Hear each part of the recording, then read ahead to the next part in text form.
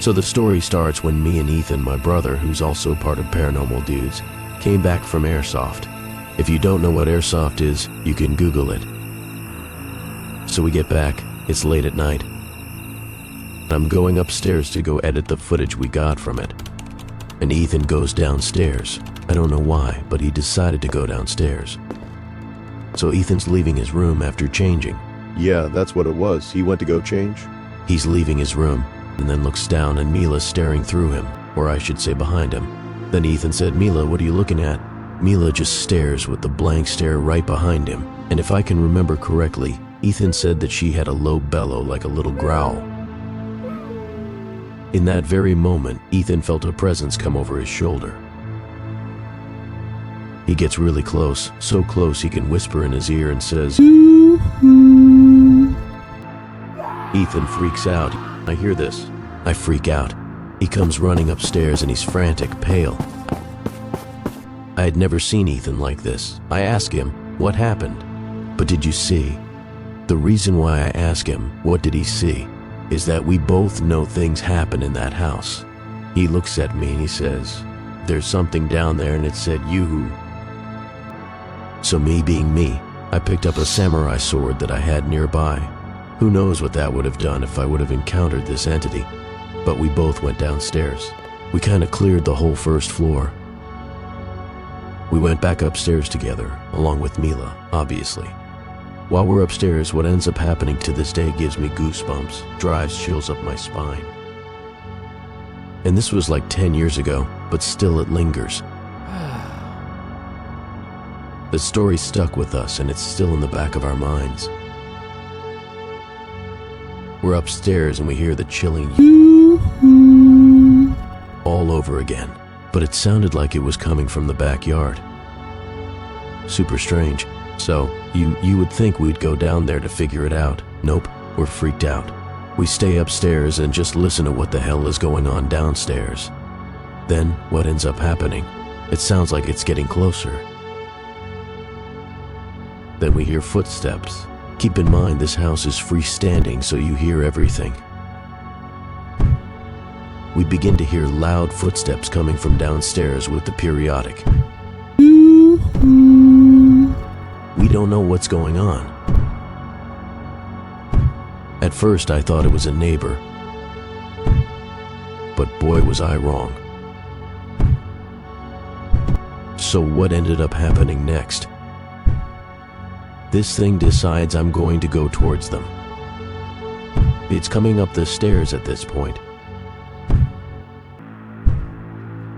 We're in total shock, not moving, probably pale, and hearing this damn thing coming up the stairs with loud footsteps and the yoo-hoo, or I should say yoo-hoo, even louder. What adds to the story is that our dog Mila is at my door looking down the hallway. To nothing. Nothing's there, but she's low to the ground and the hair on the back of her neck is standing up. My instinct, we have to do something. I run forward towards the door, slam it shut, look back as we're standing there. This thing advances towards our door. We're sitting there just waiting for the inevitable, waiting to see what was going to happen to us.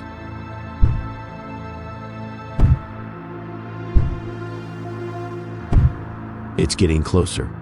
The light in the hallway was on, and you could see a shadow at the bottom of the door. And all you hear is a final dump right before. And one last. Silence. No idea what's gonna happen next. Miraculously, my parents at that very second opened the garage. Silence. Nothing. Shadow is gone. We need to move forward to the door. Open it. It's like if nothing was ever there. This story will forever be a part of who we are as Paranormal Dudes. And this story is gonna stick with us probably until the day we die. The day we die.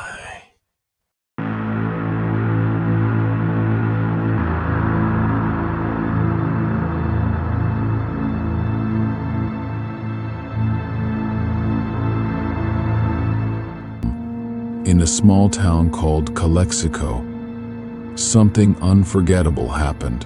What's even crazier is that this story actually happened to me, Sergio, and to this day, none of us really know how to explain it. All I know is I'll never forget that night. It started like any other chill evening. A few of my close friends were over at my place. We were hanging out, joking around, just vibing, nothing out of the ordinary, until the knocking started. At first, it was just a faint knock coming from one of the back rooms, but then another one from the kitchen, then another from the hallway, places no one should be.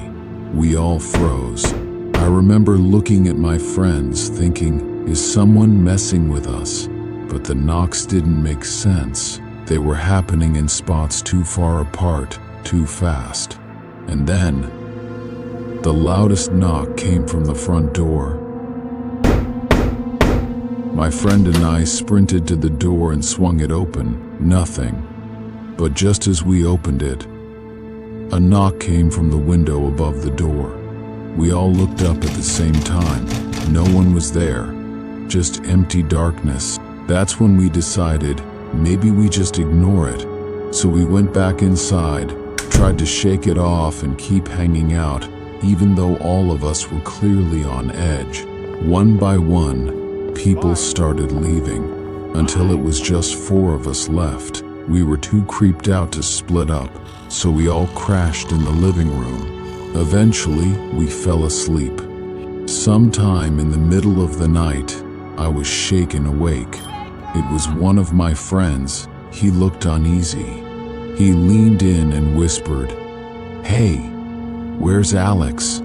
We both looked around. Alex wasn't on the couch anymore. We got up and started searching. Something felt off. As we stepped into the hallway, there he was, lying on the ground. It looked like he'd been dragged there. His body was twisted weirdly. One arm stretched out, and he was sweating, like really sweating, and murmuring something in his sleep. Total nonsense. Gibberish. We tried waking him up, shook him gently at first, then harder. Eventually, his eyes opened, and the first thing he said was, "Hey guys, what's up?" Like nothing had happened. We were all too freaked out to talk about it that night. We just kind of went quiet. But it didn't end there. Over the next few nights, Alex started having these dreams, horrible ones. Something was visiting him. He said it would talk to him in his sleep, telling him to do things, dark things.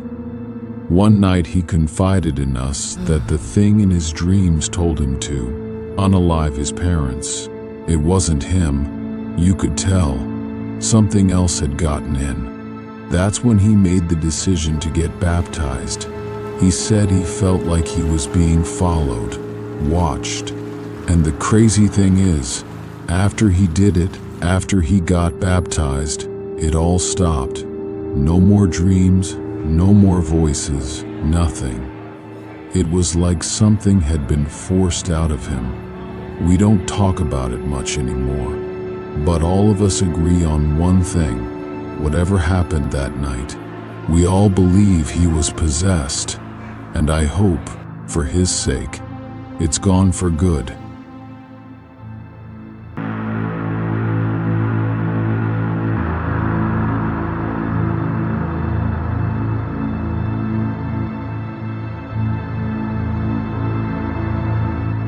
Alright everybody, I'm going to be sharing with you a story that happened to me back at my parents' house. Now keep in mind, this happened when I was about 12 through 14 years old, and it was one of the things that happened to me in a series of things that did at that house. But this was the most memorable, the most scarring experience that I had at my parents' house. And one of the bathrooms is in the hallway right across my bedroom. Now everybody that comes to our home would always tell us that they're kind of creeped out by the hallway, because it's a long hallway with doors on the sides, and when it's dark, the light doesn't really reach all the way over. But anyways, like I said, my room is across the bathroom, so I can literally open the door and see the bathroom and walk straight in. And what happened was, during this time of this experience, I was very rebellious. I was walking across to go to the restroom in the middle of the night. And keep in mind, the light is coming from my room, and I saw my shadow on the bottom left side of me as I was facing the bathroom. And I always had this tendency to always look down the hallway. I don't know if anybody else has that. It's kind of like in the scary movies when you talk to the character, like, don't go in that room, but they end up going in there anyways. Well, that was the same thing that happened to me that day. When we're in that moment, we say, or I told myself, don't look down the hallway. And when I looked, I saw an exact silhouette figure in the dark down the hallway. Now I stared at it for a couple of seconds because I was in shock. I didn't know if it was real. I didn't know what to do anyways. I was just looking up at it and kind of just confused. It was in the same position that I was. If it was my shadow, why is it visible in the dark? So in my mind, I thought, let me go ahead and do a head movement and see if it moves. So I did a little left and right, and a half second later, the silhouette moved left and right. Now at this point, I'm getting goosebumps. My body temperature is rising. My palms are sweating. The hair at the back of my neck is starting to rise because I was just so confused at the point that I just couldn't move. And in my mind, I said, I'm going to do something one more time. And if it copies me or gets close to me, I'm running. So I stood in the middle of the hallway looking down at the darkness and saw the figure in the same exact position. Now it's getting closer, so it was probably about 5 yards away. But as it moved closer, I just screamed and ran to my parents' room, which is diagonally across from my room. I started banging on the door because I don't know who or what it is, but it was coming towards me. Finally, my parents opened the door and I explained them everything. I was out of breath. I was tripping out. But honestly, if you're Hispanic, you know what they're gonna say, especially because I was rebellious during this time. They said, hey, well, it's happening because you've been acting up. And this was the first experience I ever had of a mimic. Now to this day, I have not seen it again. I have not experienced anything close to this story, whether it be at my parents' or anywhere else. It's an experience that is so vivid in my mind that if I even close my eyes, I can replay that exact moment.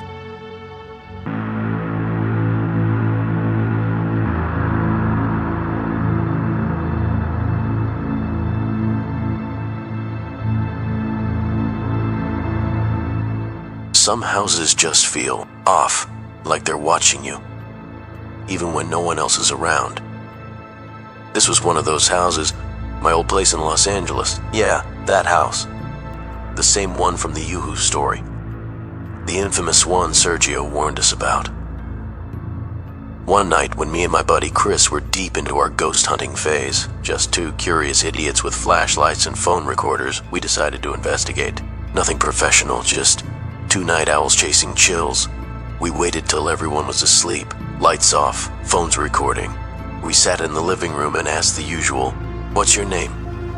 How old are you? Did you die here?" We even used the knock method. 1 knock for yes, 2 for no. It was dead quiet, almost like the house was listening. Respectful, until I asked the one question I wish I never did. Do you want me and my family to live here anymore? Silence. No knock. No whisper. Just silence. Then footsteps from the kitchen, heavy, slow, each one echoing across the hardwood floor, getting closer. The small table in front of us shook. The lampshade twitched, and suddenly, my throat tightened, like something unseen had gripped it. I looked at Chris, he looked back, and that's when the temperature dropped. From the corner of the room, we heard it, a growl. Low, short, a warning. We bolted to my room, locked the door, that was it. No more ghost hunting for the night. But we didn't stop. We should have. We made it worse. And that was just one of the stories. There's more.